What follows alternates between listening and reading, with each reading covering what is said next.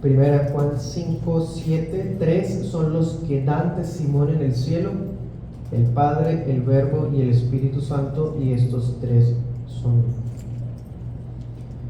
Las Escrituras testifican que en el único ser divino e infinito hay tres subsistencias: el Padre, el Hijo y el Espíritu Santo. Vamos a estar utilizando unas palabras intercambiándolas: la palabra persona, la palabra subsistencia.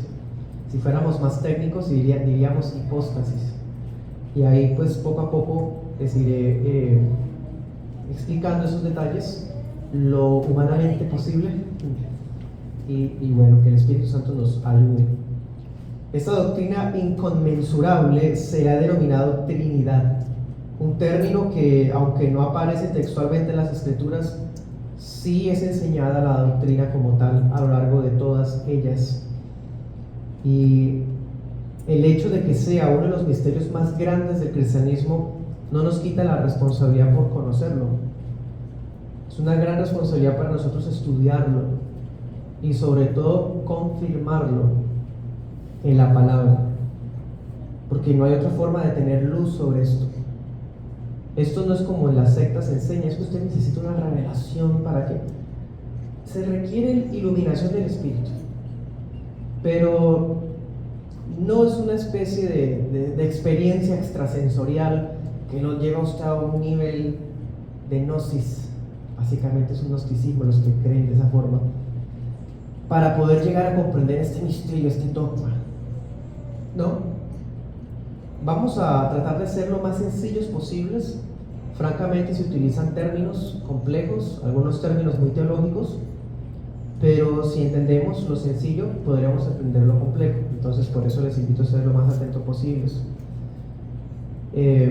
Por más compleja que llegue a ser esta doctrina, yo pues sí advierto que no implica que conoceremos toda la totalidad de Dios con llegar a comprender un poco más esto que vamos a hablar hoy, porque otra de las características de las sectas es decir, no, es que Dios se puede comparar con, y hablan del huevo, hablan del trébol, hablan de los estados del agua, y colocan más ejemplos para tratar de explicar esto, y al hacer eso pecan de reduccionismo, de blasfemia, por supuesto, porque ¿cómo pueden comparar al Dios inconmensurable con algo? Ya empezando con eso, si usted escucha a alguien que quiere comparar la deidad con algo creado, ya falló. Y eso es lo que hace que sea difícil entender esta doctrina, porque ¿a dónde podemos mirar para que nos ayude a entender un poco? Hay quienes proponen y dicen, pues interesante sería compararlo en los términos de lo posible con el tiempo, el espacio y la materia, por ejemplo, o con el pasado, el presente y el futuro, por ejemplo. Puede ser interesante, pero preferiblemente en vez de buscar los ejemplos en la creación, más bien tratemos de explicarlo a la luz de la palabra, que es lo más importante. Estaremos viendo esa enseñanza en dos puntos. El primer punto veremos eternamente iguales, y el segundo punto veremos eternamente distinguibles. Bien, comencemos. Primer punto, eternamente iguales. Las tres personas de la Santísima Trinidad son una sola sustancia. Ya empezamos a utilizar los términos técnicos. Cuando hablamos de sustancia, en nuestro idioma coloquial, la sustancia es como quizás un líquido, un vertimiento más a este contexto, una sustancia X. No, en términos teológicos, que están más asociados con términos filosóficos, en el buen sentido de la palabra, por supuesto, sustancia viene siendo esencia, la esencia de algo, ¿sí? Un sinónimo en nuestro idioma sería la palabra persona. Pero bueno, las tres personas de la Santísima Trinidad son una sola sustancia, ¿sí? De un mismo poder y de una misma eternidad. Eso significa que las tres personas son increadas, o sea, no tuvieron comienzo, y son eternamente iguales. No significa que pues al comienzo era solamente Dios y por allá en el año 2 salió Jesús. y por allá en el año 33 salió el Espíritu Santo. No, eso sería herejía. Son eternamente iguales, viviendo en la eternidad pasada, cuando solamente estaba Dios. Él no estaba solo en el sentido absoluto de la palabra. Él estaba en la pluralidad, por eso también Él no nos necesitaba. Alguna idea ateísta dice que Dios creó todo porque se sentía solo, porque quería ser adorado, glorificado. No, eso es absurdo. Dios no estaba solo, estaba eternamente completo en sí mismo. Y estaba acompañado igual a Él, con Dios. Entonces no nos creó porque estaba solo o porque quisiera ser amado, porque los tres, cuando ustedes estudien, o quizás ya lo han estudiado, los atributos de Dios, al hablar de la doctrina del amor de Dios, la Biblia dice que Dios es amor, ¿cierto? Bueno, ¿el amor no es algo social, algo relacional? Claro que sí. Entonces, si en la eternidad Dios estaba solo, ¿cómo era posible que Él fuera amor? Porque estaba el Padre, el Hijo y el Espíritu Santo. O sea, Dios es amor desde la eternidad, ¿sí? Él no empezó a ser amor cuando ya creó los ángeles para que lo amaran, o empezó a ser amor para que nosotros lo amáramos. No, Él ya era amor porque Dios es eternamente amor. Cada una de las tres personas de la deidad no son una especie de cambio de personalidad. Ojo con eso, también muy delicado. En nuestras regiones abunda una secta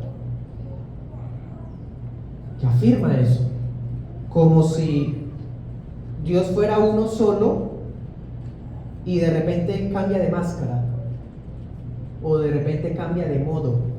Es que como tú eres padre, también eres hijo, y tú también eres pastor, tú también eres abogado, tú también eres amigo. O sea, tú eres el mismo, pero tú tienes distintos modos. Otra comparación herética. Nuevamente, comparando a Dios con la creación. Y peca también de blasfemia, porque si Dios usa máscaras o Dios usa modos, estamos frente a un Dios cambiante. Cuidado, Dios es inmutable. Otro tema de los atributos de Dios que ustedes ya habrán sabido. Dios no es uno en el sentido de que se manifiesta a veces como Padre, otros días aparece como Hijo y otras veces aparece como Espíritu Santo. Eso es herejía. Se le llama modalismo, claro, modos. Y como les reitero, eso está abundando como plaga en nuestras regiones, ¿sí? Porque es que es humanamente, mejor dicho, carnalmente, más entendible. Ellos se sienten muy eruditos y muy inteligentes cuando hacen sus comparaciones de esa forma y no se dan cuenta del tipo de blasfemia que están afirmando. Por eso es importante que los miembros de las iglesias bíblicas confesionales por lo menos no crean esto por creerlo o porque es una iglesia reformada trinitaria, entonces toca creer que somos trinitarios para hacer sana doctrina. No, o sea, obviamente lo más fundamental de una iglesia sana es que sea trinitaria, pero ¿usted entiende el tema o simplemente lo cree igual como antes por mera tradición? Abrácelo usted personalmente, créalo, entiéndalo, quizás no al 100%, pero si usted comprende por lo menos lo básico, esto es lo más imprescindible para la salvación y para nuestra comunión con Dios. Bien, tampoco se trata la Trinidad como una especie de diferentes episodios o momentos. Eso es otra herejía, aquí no la escucha hasta en iglesias trinitarias. Dicen, es que es la misma persona, pero en el Antiguo Testamento era Jehová, luego apareció como Jesús y luego vino como Espíritu Santo, pero es la misma persona, solo que Él aparece en distintos periodos de distinta forma. Eso es otro tipo de modalismo realmente, ¿sí? Y lo que está sujetando es a Dios con la historia, cuando es al revés. La historia está sujeta a Dios. La historia es el desenvolvimiento del plan de redención. Dios no se somete a la historia, Él es el autor de la historia. En fin, cada una de las personas posee la esencia divina. Y hay otras expresiones que aparecen, por ejemplo, en la Confesión de Londres. Cuando hablan del tema, dice no indivisa ni divisible. Términos a veces complejos, no indivisa ni divisible. Bueno, sencillamente lo que significa eso es, nosotros cuando hablamos de la Santísima Trinidad, no estamos hablando de tres dioses diferentes. Es indiviso, claro, porque estamos hablando de un solo Dios. No estamos diciendo que aquí está Dios Padre, Dios Hijo y Dios Espíritu Santo y los tres son aparte. No. Tampoco estamos diciendo que cada persona tenga un porcentaje de deidad. 33,3, 33,3, 33,3. Tampoco. Porque Dios es uno, la totalidad. El Padre es Dios en el mismo sentido que como lo es el Hijo. Y así también con el Espíritu Santo. No es uno más Dios que otro.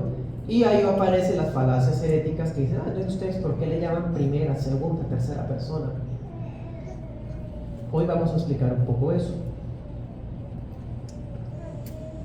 Hablamos nosotros de un solo Dios eterno, sin principios, sin comparación. Un Dios que nos brinda su testimonio de manera presente. Es el texto principal que leímos, 1 de Juan 5:3, un texto que ellos dicen que está adulterado, pero realmente eso aparece en el Textus Receptus, que es el texto original griego, ya tenía ese pasaje, no esas ideas conspiranoicas que pululan. Dice, tres son los que dan, ¿sí? Presente, de manera presente y activa, el Padre, el Verbo y el Espíritu dan testimonio, y a la vez son uno. Ahí está de manera explícita, ¿no? Lo que estamos enseñando esta mañana. Dios nos brinda un testimonio presente y activo desde el cielo, en tres subsistencias a la misma vez, en perfecta unidad. Lo que está testificando Dios Padre, Dios Hijo y Dios Espíritu es lo mismo. Y vamos a comprobar esto en una escena muy diciente. Mateo 3:16, ya ustedes la conocen. Mateo 3:16 dice: después de ser bautizado, Jesús salió del agua. Entonces los cielos se abrieron y él vio al Espíritu de Dios que descendía como paloma y se posaba sobre él. Desde los cielos se oyó entonces una voz que decía: este es mi Hijo amado en quien me complazco. Aquí lo estamos viendo. Los tres dan testimonio desde el cielo. Cristo, sí, desciende de las aguas bautismales. Cuando sube de las aguas, el Hijo, el Padre dice unas palabras y el Espíritu desciende haciendo o dando el mismo testimonio. ¿Ven? Los tres dando testimonio. Aquí lo estamos viendo práctico. Ahora, la palabra persona se puede reemplazar por la palabra subsistencia. De hecho, en términos técnicos es mejor la palabra subsistencia. Pero si decimos primera, segunda, tercera persona, tampoco pasa nada. No es herejía ni tampoco está mal como tal. Lo que pasa es que el término persona a muchos les da temor, especialmente a los que provienen de ese tipo de sectas. Claro, porque es que cuando uno dice persona, pareciera que esté dando a entender que en Dios hay un individuo al lado de otros. Entonces, ¿qué es la persona? O sea, creen en el Padre como una, mejor dicho, no se atreven a decir que es una persona. He sabido que tienen canciones y donde dice la palabra persona la borran y ponen presencia, porque así es más espiritual. Es precisamente porque reducen el lenguaje, no tienen conocimiento bíblico, doctrinal, mucho menos teológico. Nosotros en nuestro idioma español tenemos definiciones. Por ejemplo, ahorita lo hicimos con sustancia. Si aplicamos el lenguaje español a la palabra sustancia, pues no tiene nada que ver. Terminamos pensando quién sabe qué cosa. Lo mismo pasa con la palabra persona. Yo no puedo hacer definiciones teológicas basadas en el diccionario de la RAE, porque la RAE trae conceptos que se recogen de manera popular y definen lo más básico. Con solamente el derecho, hermanos, el servidor es abogado. Cuando uno va a hacer una demanda, por ejemplo, o va a acudir a conceptos jurídicos, yo no puedo definir basado en la RAE, yo tengo que buscar doctrinantes juristas. porque lo que el diccionario dice que es una palabra, en la ley colombiana lo está definiendo diferente, ¿ve?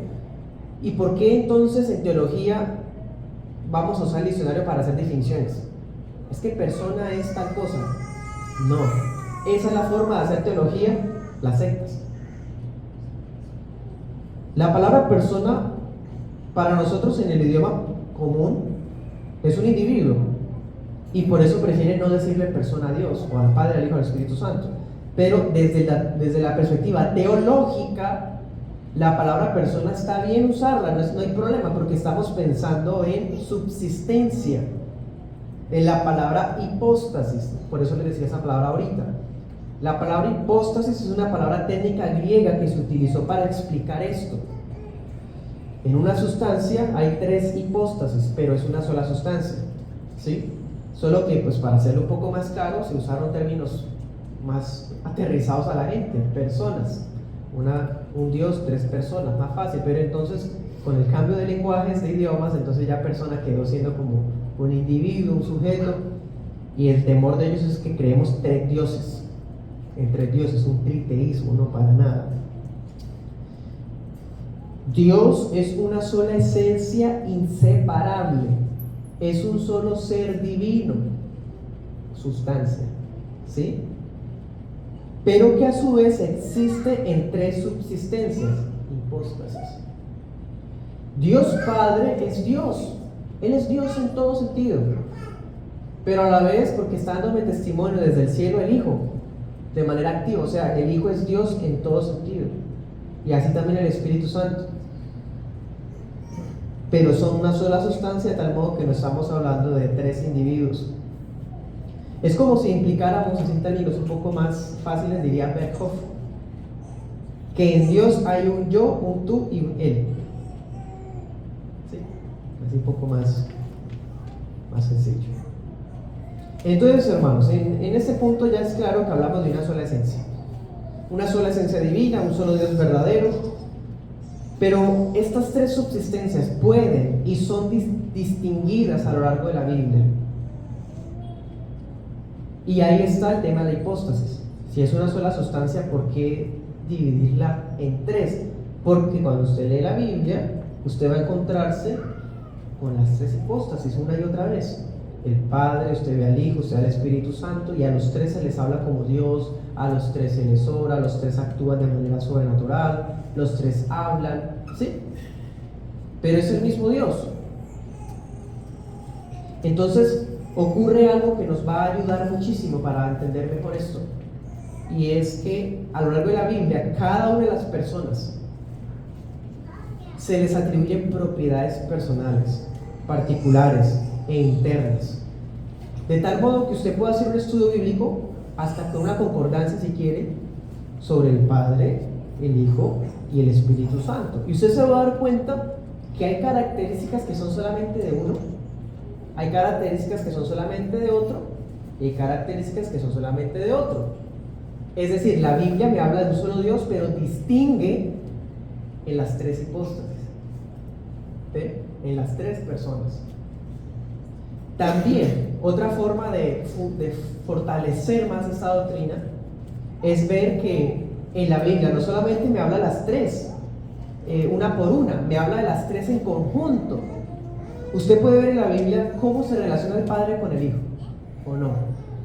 Usted puede ver en la Biblia cómo se relaciona el Padre con el Espíritu Santo, cómo se relaciona el Hijo con el Padre, el Hijo con el Espíritu Santo Santo con el Padre, el Espíritu Santo con el Hijo. Hagan el ejercicio.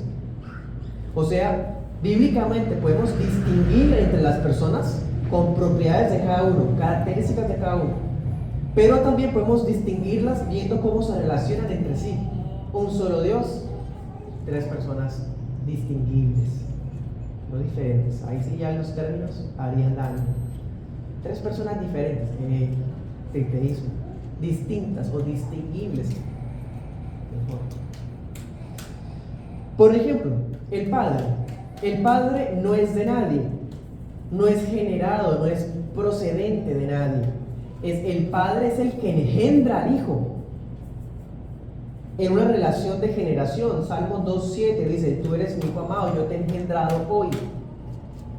Yo te he engendrado hoy, ¿sí? eternamente el Hijo es generado por el Padre. Veamos varios textos. ¿Hasta qué horas voy, hermanos? 9:30. Ok, bueno, tenemos tiempo, así nos quedemos sin tiempo para preguntas y respuestas. Juan 16:27. Rápidamente. Juan 16:27.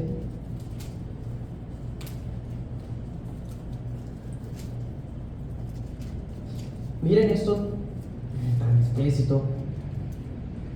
El Padre mismo los ama. ¿Quién está hablando Jesús? A los 11. Ya Judas sabía ahí. Porque ustedes me han amado y han creído que yo salí de Dios. Salí. El Hijo sale del Padre. O en términos del Salmo 2, versículo 7, el Hijo es engendrado del Padre. Luego dice 28, salí del Padre y he venido al mundo. Otra vez dejo el mundo y voy al Padre. Una relación entre las dos hipóstasis. El Hijo es generado eternamente del Padre. Dice, yo te he engendrado hoy.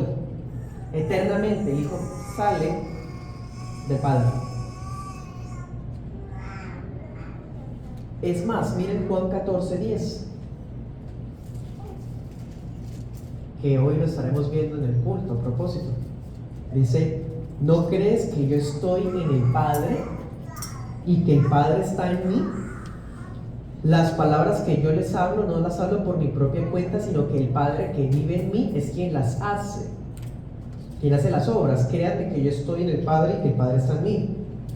De otra manera, créanme por las mismas obras. El Hijo sale del Padre, el Padre no sale del Hijo. El Padre engendra al Hijo, el Hijo no engendra al Padre. ¿Ve? Ahí ya vemos distinción de personas en cuanto a propiedades y en cuanto a relación entre una y otra persona. Y también dice, yo estoy en el Padre y el Padre está en mí. Bueno, bíblicamente del Padre procede todo, todas las cosas. Juan 10:36, el Padre es el que santificó al Hijo. Juan 3:16, el Padre es el que envió al Hijo. De tal manera amó Dios al mundo que ha dado a su Hijo unigénito. ¿Sí? El Padre es el que envió al Hijo. Juan 3:16 al 18, Juan 10:36, Primera de Juan 4:14, el Padre envió al Hijo al mundo para salvar el mundo. El Hijo no envía al Padre. Nunca. ¿Bien? Por eso es que decimos que el Padre es la primera persona. Porque de Él procede todo. Él es el que envía al Hijo, de Él sale el Hijo, Él engendra al Hijo, Él manda al Hijo. El Hijo acata, obedece, por así decir, al Padre. ¿Sí? Entonces por eso al Padre se le dice la primera persona. No estamos hablando de jerarquías, no estamos hablando de números cardinales diciendo aquí va el número 1 y va el número 2. No, estamos diciendo eso en orden teológico, siendo que el Padre es el quien proviene todo, por eso se le dice la primera persona. Bueno, ahora, el Padre ha sido siempre el Padre del Hijo, desde la eternidad. Y eso suena obvio, pero no se imaginen lo necesario que es que se los tenga que decir. Porque las sectas, especialmente la modalista, dice que como es el mismo Dios, pues para ellos que se aparecen distintos modos, ellos dicen que el Padre, Jesús siempre ha sido el Padre. Lo que pasa es que se le empieza a decir Hijo porque Él se hizo hombre. Entonces, como se hizo hombre, entonces ahora Él es el Hijo porque se hizo hombre.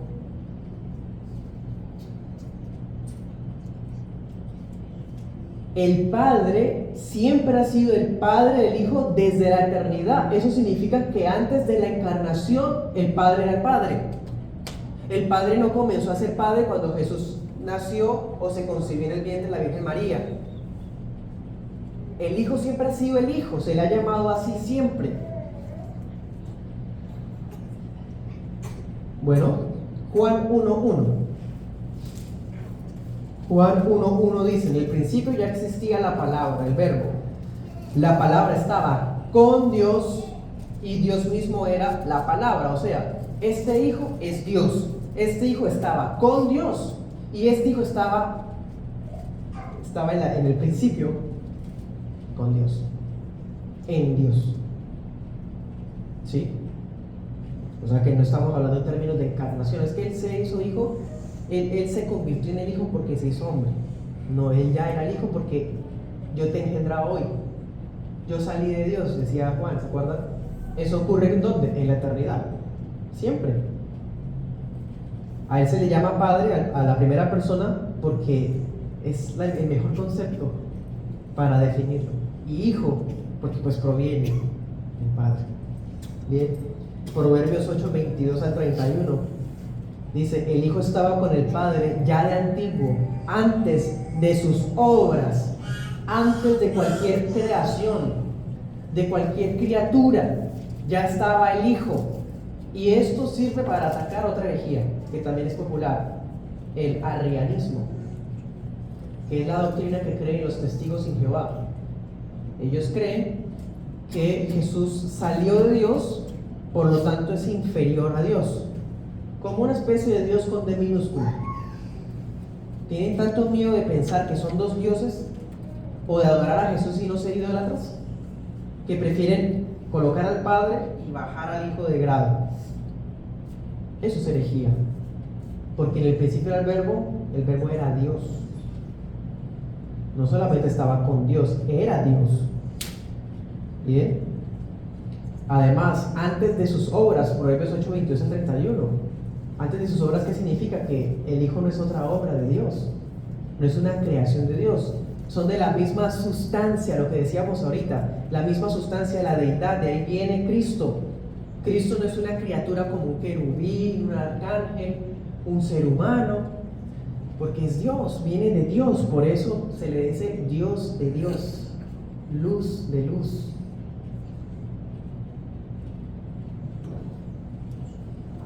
Algunas sectas más groseras aún, más impías, dicen que a Jesús se le llama hijo porque como él era un hombre común y corriente, cuando sigue a Dios, Dios lo iluminó, entonces lo elevó, lo adoptó como hijo. Esa es una herejía gnóstica tremenda, también se está volviendo popular. No tiene nada que ver. O sea, esas personas que creen eso están colocando a Jesús al mismo nivel que nosotros. Ustedes y yo somos hijos de Dios por medio de la fe, ¿cierto? La fe en Jesucristo. O sea, nosotros somos hijos por adopción, por medio de la fe.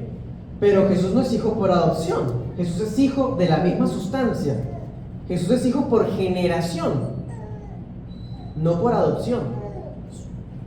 Bueno, Cristo es hijo de Dios en un sentido infinitamente distinto a como nosotros lo somos por medio de la fe. Por eso es que la Biblia le dice el unigénito. El unigénito. Bueno, ya hablamos del Padre, hablemos del Hijo. Primera de Corintios 8:6. Primera de Corintios 8:6.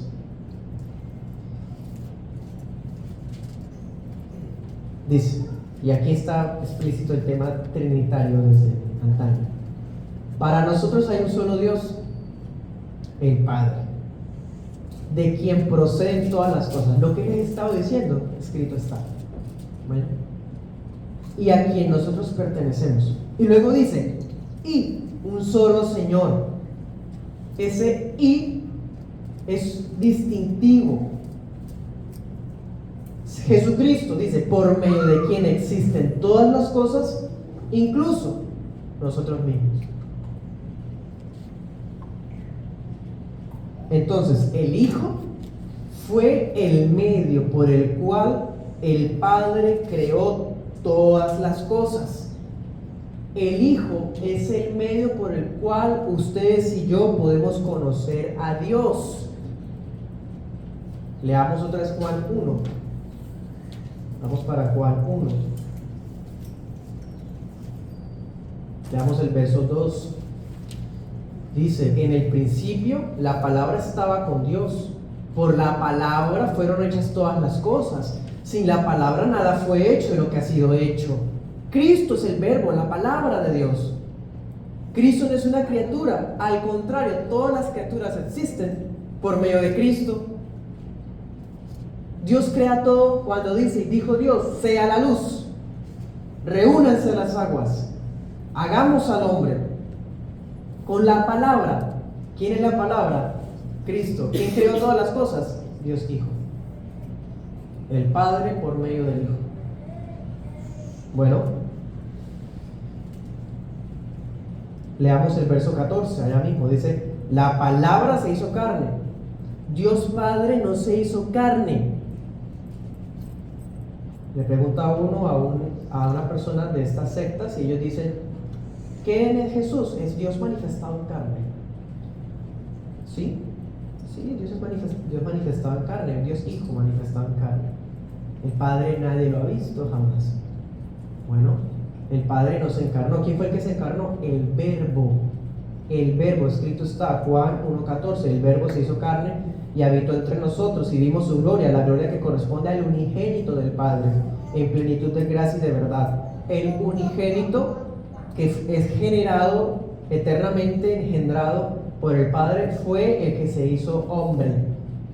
Dios manifestado en carne, Dios Hijo. Dios Padre no se hizo hombre. Bueno, como Cristo es engendrado y sale del primero, significa que entre ellos hay una relación de filiación, Padre e Hijo. Bueno, ahorita vimos que entre el Padre y el Hijo hay una relación de que el uno engendra al otro, de generación. El Hijo es generado del Padre. Ahora, con respecto al Hijo con el Padre, el Hijo proviene del Padre, por lo tanto hay una relación de filiación. Él es el Padre del Señor Jesucristo. Los apóstoles en algunas cartas lo dicen explícito. Gracia y paz de nuestro Dios y Padre del Señor Jesucristo. ¿Se acuerdan? Esa es la relación de filiación. Por eso al Hijo se le puede llamar teológicamente segunda persona. Bueno, y no porque sea el número 2 en categoría, de nivel, entonces no. Es por la relación de filiación y porque Él es engendrado eternamente del Padre. Y eso significa que el Padre comunica su esencia al Hijo, sin división. Decíamos ahorita, no divisible, claro. El hecho de que el Padre engendre al Hijo no significa que ahora hay dos dioses, porque esa generación es eterna. Todo el tiempo, en términos humanos, por favor, todo el tiempo el Hijo está saliendo del Padre. Siempre son uno. Es impresionante. Wow. Y por eso el Hijo es Dios, porque tiene toda la esencia de Dios. Sale de Dios, sigue siendo el mismo Dios, no se dividió ni tampoco se multiplicó. Ahora hay dos, o luego hay tres. Ahora se partieron en dos individuos. No, leámoslo textualmente. Hebreos 1, versículo 2 dice: en estos días finales Dios nos ha hablado por medio del Hijo, a quien constituyó el Padre, heredero de todo al Hijo, y mediante el cual, o sea, el Padre, mediante el Hijo, hizo el universo, lo que estamos leyendo hasta ahora. Luego dice, Él es el resplandor de la gloria de Dios. ¿Quién? El Hijo. Él es la imagen de lo que Dios es. ¿Quién? El Hijo. Él es quien sustenta todas las cosas con la palabra de su poder. ¿Quién? El Hijo. ¿Quién es Cristo? Es el resplandor de la gloria de Dios, la imagen misma de su sustancia. El término sí es bíblico. Sustancia. La sustancia de Dios. Viene de Dios, sale de Dios. La imagen misma de su sustancia. Ese tema lo estudiamos recientemente en la iglesia de Girón. Y aquí hay una teología impresionante. Es más, en este verso se sustentó principalmente la doctrina de la Santísima Trinidad. Porque cuando hablamos de la imagen, estamos diciendo como un sello impreso como una fiel representación de otra persona. O sea, hay una distinción, Él es la imagen, no hablando en términos de copia, sino hablando en términos de que es la representación exacta, la luz de luz, porque es el resplandor de la gloria de Dios. No es como la luna, que la luna tiene luz pero no es de ella, o como un espejo que uno le dispara la luz y ella refleja. No, Cristo tiene luz propia, es más, Él es el resplandor de Dios. Entonces, eso es, Él es la imagen. Luego dice, misma es su sustancia. Aunque hay distinción, son uno, porque es la misma sustancia. ¡Wow! Eso es lo que cree la iglesia histórica. No es tan sencillo, ¿no? Y miren esas personas que se jactan de sus revelaciones. Es que Dios no le ha revelado a usted el nombre, dicen las sectas, Jesús solas especialmente. Y no se dan cuenta que al definir a la deidad de manera tan simple, están demostrando que el Dios de ellos no es el de nosotros, porque nuestro Dios es inescrutable. Miren esto que estamos haciendo, hablando, tratando de entender la deidad, la pluralidad de la deidad, y quedamos estupefactos. Se requiere ir a textos, mostrarlo, y queda uno. Y ellos sencillamente explican algo lógicamente, con lógica. O sea, un Dios que se rebaja al nivel de la lógica es un Dios que se puede entender, es un Dios comprensible. El Dios de la Biblia es inescrutable, inconmensurable, incognoscible, no se puede entender. Entonces ya con el simple hecho de que ellos lo definen como lo definen, ya muestra que no es el verdadero Dios. Y tercero, hablemos del Espíritu Santo.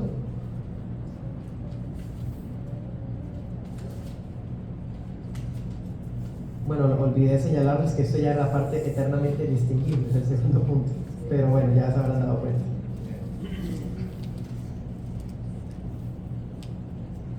En el primer punto mostramos que es una sola sustancia, eternamente iguales, ¿cierto? Y vimos que los tres dan testimonio activo y presente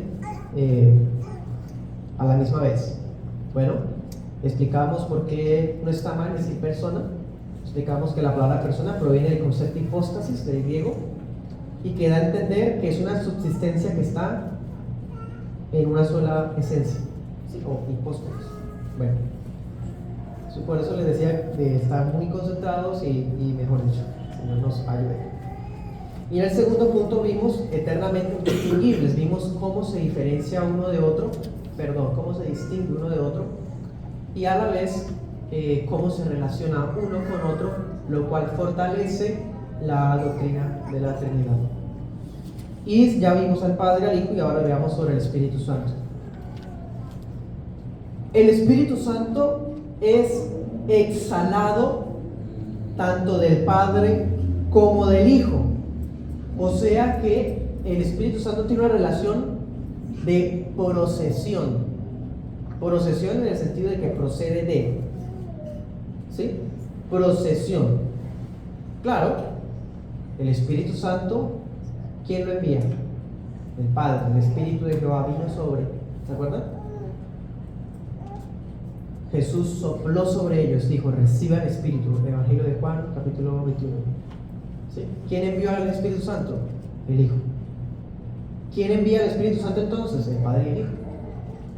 No es solamente el Padre, no es solamente el Hijo. El Espíritu Santo procede de ambos. Bien. ¿Cuál es la función del Espíritu Santo? Juan 15:26. Dar testimonio salvador acerca de Cristo. Nadie puede conocer a Jesús si no es por el Espíritu Santo. Nadie puede conocer al Padre sin el Hijo. ¿Ves la relación? La salvación es trinitaria. Es trinitaria. El Espíritu lleva al Hijo y el Hijo nos lleva al Padre. Nadie viene al Padre sino por mí. Y el Espíritu Santo dice, Él dará testimonio acerca de mí.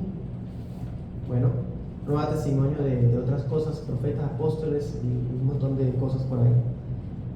Él habla del Hijo, nada más. Ni siquiera el Espíritu Santo habla del mí. Él guía a la gente a Cristo. El Espíritu Santo es el que convierte a los pecadores a que crean en Jesús. El que convierte a los pecadores en hijos de Dios. Gálatas 4:6 dice: el Espíritu y su Hijo claman en ustedes, Abba Padre.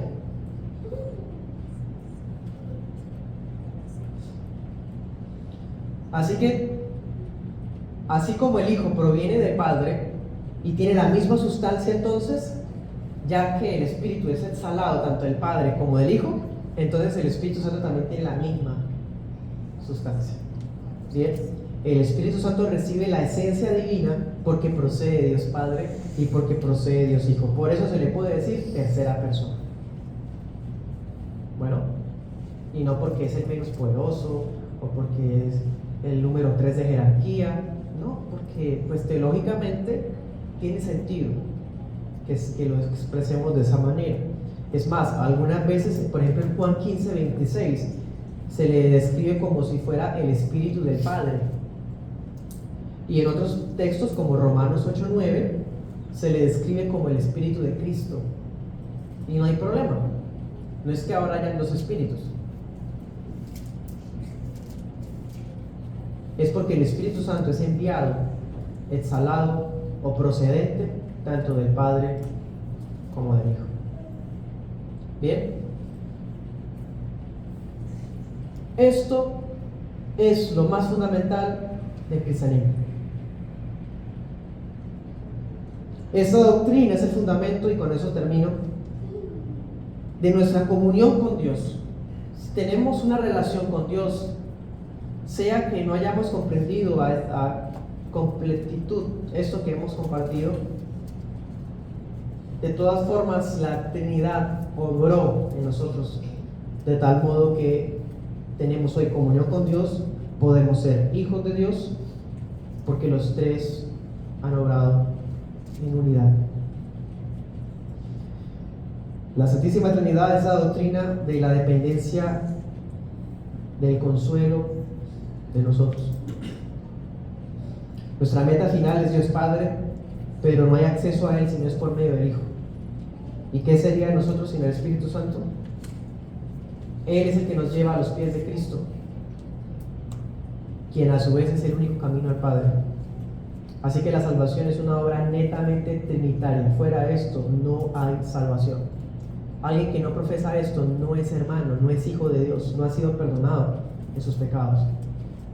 Eso es delicadísimo, claro, porque si Él está diciendo que es un Dios mutable, que cambia de nombres, de pareceres, de modos, o un Dios que engendró a alguien inferior a Él, que mandó a morir por nosotros, pero que no es Dios, entonces es un ángel. Y si es un ángel, entonces nuestra salvación no está tan firme, porque lo que hizo un ángel es una criatura. Nuestra salvación necesitaba que fuera Dios mismo actuando, y lo vimos, el verbo de Dios se hizo carne, y el verbo era Dios, el verbo era con Dios. Leamos dos textos trinitarios explícitos. 2 Corintios 13:14.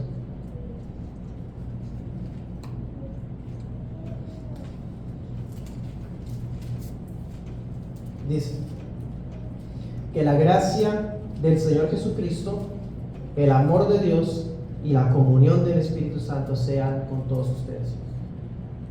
No hay relación con Dios si no hay una relación trinitaria, si no hay una comprensión trinitaria. Efesios 2:18.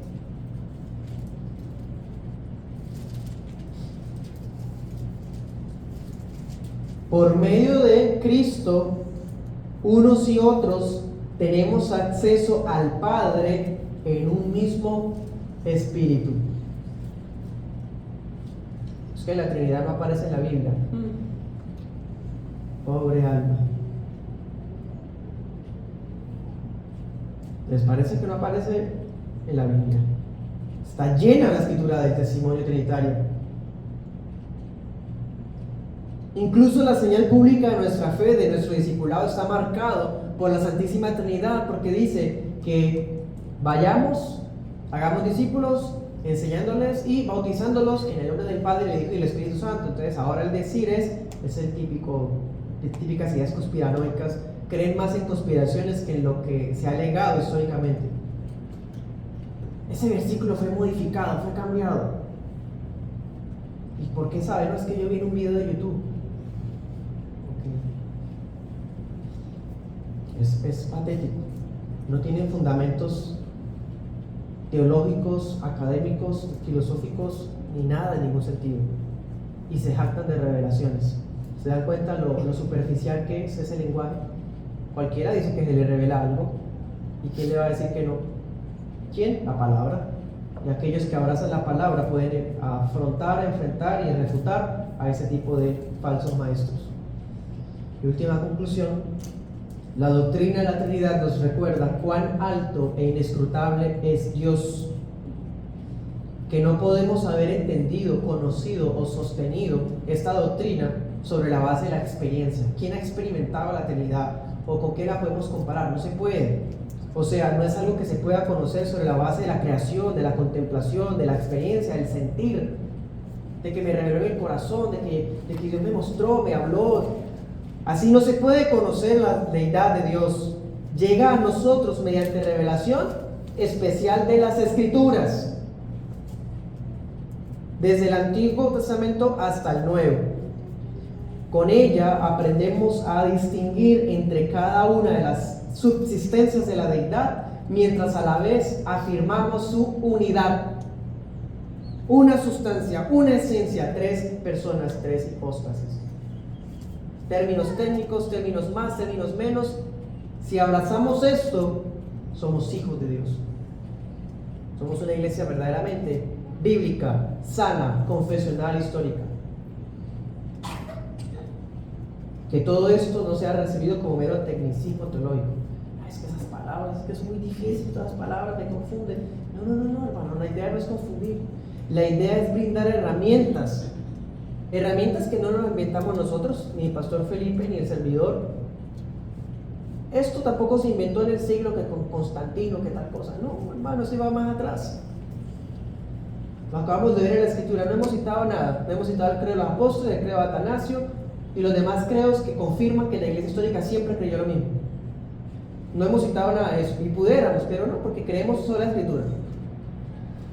Todo esto sirve como herramientas para instruir a los discípulos en la sana doctrina y nos va a inmunizar de las sectas que pululan en nuestras regiones. Bueno, entre más abunden las sectas, entonces deben estar mejor formados los hermanos, de tal forma que podamos afrontar, enfrentar y refutar a estas personas, y quizás el Señor tenga compasión y los libere de esos engaños fundamentales. Oremos.